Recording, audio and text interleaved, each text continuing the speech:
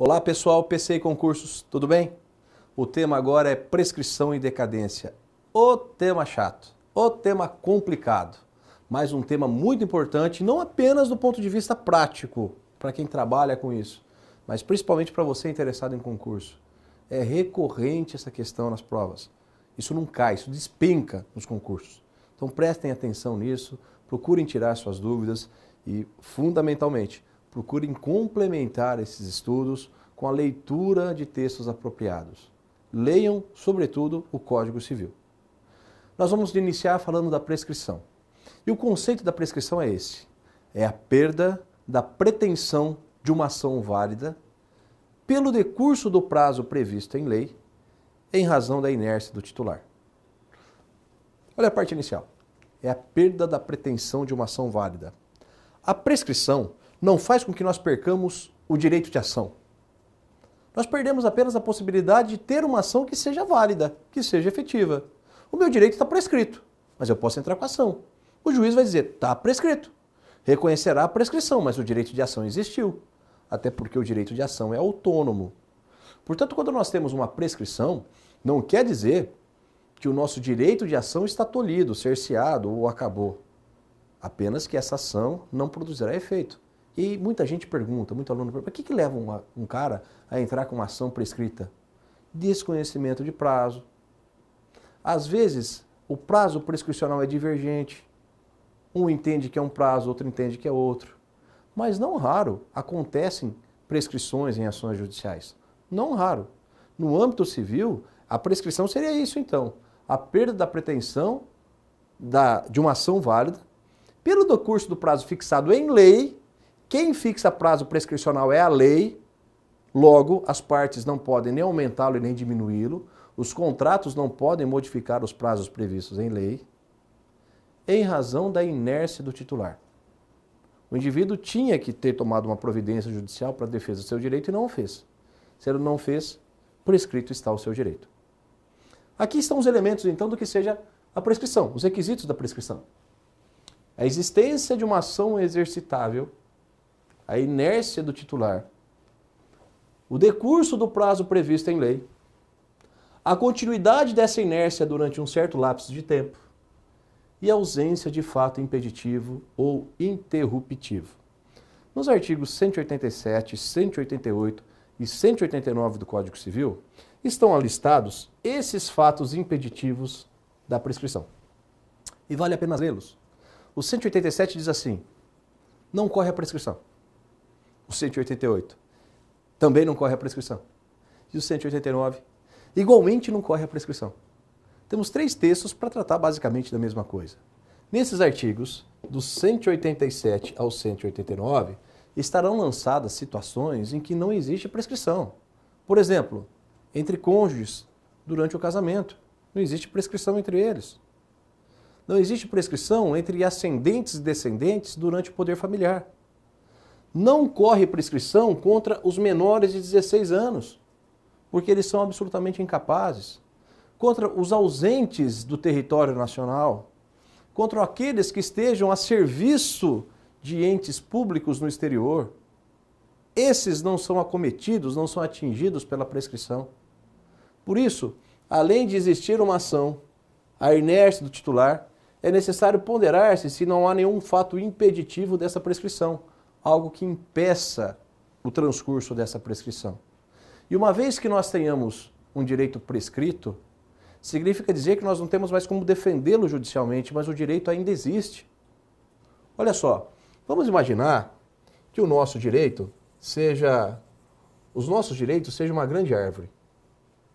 Vou fazer um desenho aqui e me perdoem porque desenho não é muito meu forte não. Nós temos aqui uma grande árvore com os vários direitos que nós possuímos. Cada direito representado por um fruto. Tá bom? Vamos imaginar que esse aqui é o fruto do artigo 927 do Código Civil. Esse 927 diz assim, todo aquele que causar dano ao outro fica obrigado a reparar o dano causado. Portanto, eu tenho esse direito de que se alguém me lesionar, quer seja um dano material, moral, um dano estético, eu posso pedir uma ação de indenização. Bateram no meu carro, meu fruto amadureceu. Eu tenho direito de ser indenizado, mas a outra parte diz, não vou te pagar. A única chance que eu tenho de receber, de alcançar esse fruto, É através de uma ação judicial, de uma escadinha. Quando ocorre a prescrição, a escadinha acabou. Não existe mais a escadinha, ó. Mas o fruto está lá. Como ele continua lá? O direito está maduro. Por isso que quem paga uma dívida prescrita não pode reclamar pelo que pagou, porque a dívida existe. Nas aulas de obrigação, nós veremos a diferença entre débito e responsabilidade. Quando uma dívida está prescrita, existe o débito, mas não existe mais a responsabilidade pelo pagamento. Eventualmente, a lei nos dá até uma segunda chance. Vamos pensar que eu tenho um cheque prescrito aqui, ó. Eu tenho um cheque para receber, tá bom? É o meu fruto maduro, um cheque para recebê-lo. Prazo prescricional do cheque, curtinho, 6 meses.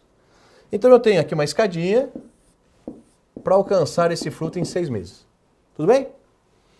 Prescreveu. Perdi a escadinha. O fruto está lá, não tem mais como alcançá-lo.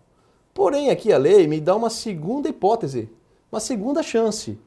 Quando eu for titular de um título documental, de um documento, sem força executiva, sem força de um processo de execução, eu posso lançar mão de uma segunda chance chamada ação monitória, que é mais demorada, que é mais complicadinha.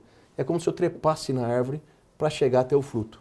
Aqui nós temos a ação monitória, mais demorada, mais complicadinha, porém um caminho para alcançar esse fruto. Isso é a prescrição. É quando nós perdemos a possibilidade de atingir o direito. Não temos mais como exercitar uma ação para a defesa do direito. E essa prescrição, ela é cruel. Transcorrido o prazo, por maior, por mais elementar, por mais gigantesco que seja o nosso direito, se ele estiver prescrito, nós não temos mais como defendê-lo. Aí nós vamos contar com a boa vontade do réu em cumprir voluntariamente a sua obrigação, o que na ampla maioria das vezes, evidentemente, não acontece. Diferente é a decadência. A decadência, também chamada de caducidade, se dá quando a gente perde o próprio direito, o próprio fruto. Ele acabou. Nós não temos mais, não é a forma de protegê-lo, é o direito em si. Ele acabou. Vou dar 2 exemplos assim bem reais para vocês, para nós entendermos um pouquinho a diferença da prescrição e da decadência. Um dado também importante.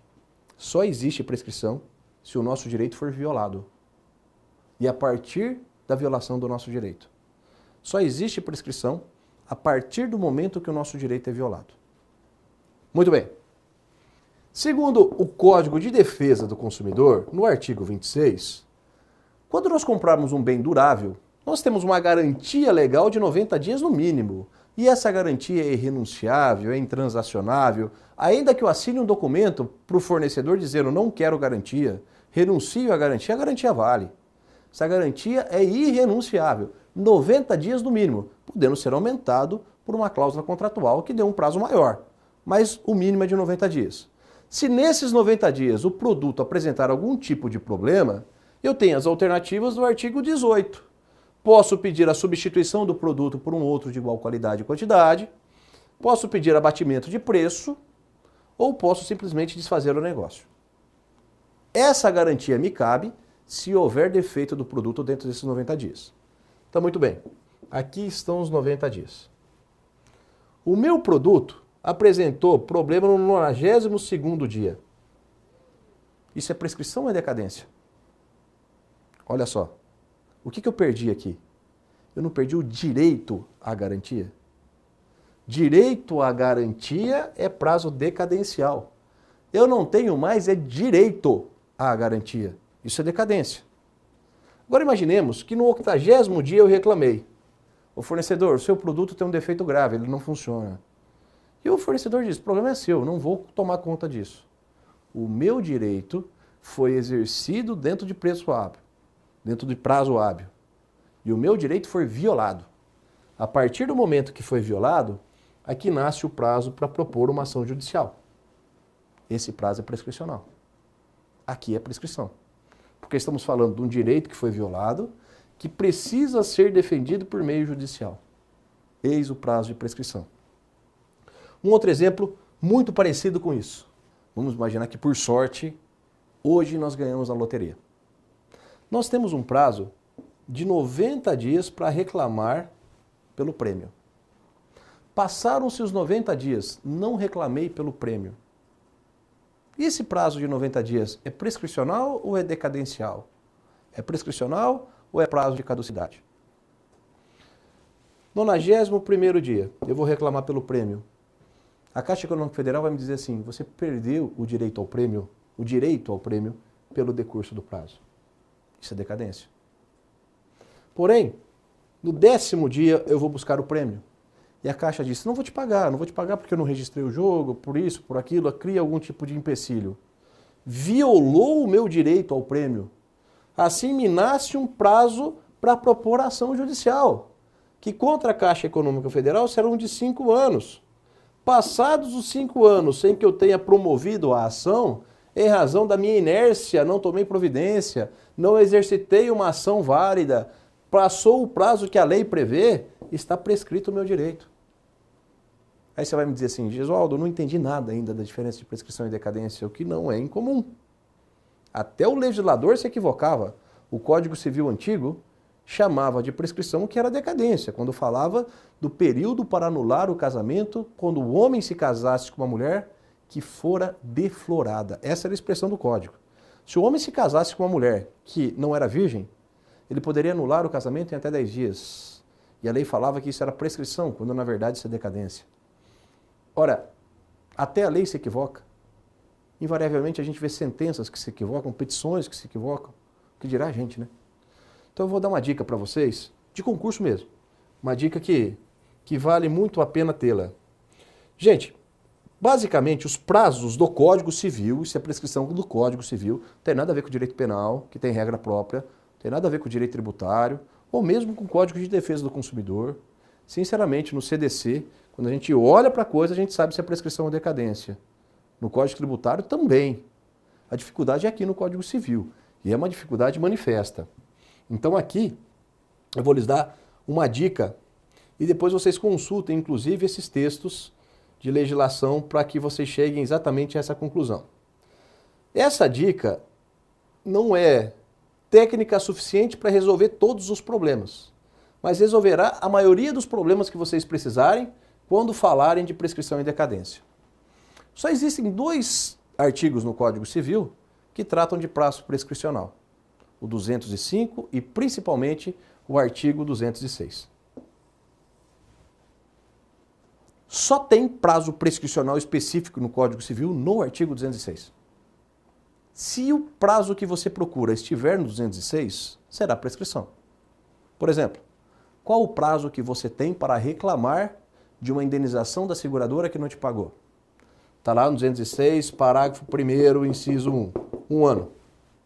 Prazo prescricional. Qual o prazo que você tem para cobrar pensão alimentícia atrasado? Está lá no parágrafo 2º, 2 anos. Prazo prescricional.